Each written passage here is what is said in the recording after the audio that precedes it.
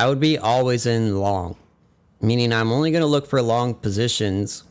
And if I am long, I want to stay long and scale in and out of my position, but always staying in long. So I could use it a different way that some people have heard. So I use it as a scalping technique. Let me show you what I'm talking about. Right here, we have a balance area. This is an area of price that I would look for to retrace back into this area here. Here we have a nice continuation play. Right there, it touches in and gives me an entry point. If I enter in there, for example, I'm then going to scale out as price breaks above the high.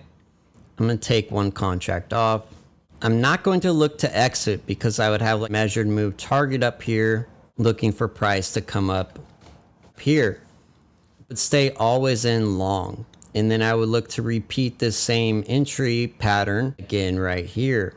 We have another balance area here. I would then look just to rinse and repeat the same process, but always staying in long, which is something I developed due to having to deal with trailing drawdown and prop firm accounts. It really helps to deal with trailing drawdown and stuff like that.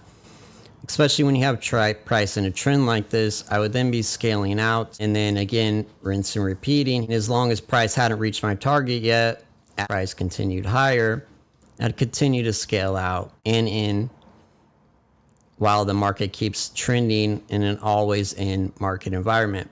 Now, a lot of traders have an issue with getting in and out of the market and flip-flopping their biases back and forth. And I think this always in perspective way of looking at the market will really help them, which comes into the next thing that we're going to talk about, because secret number 2 is a different way of looking at the market than I've ever seen anybody look at.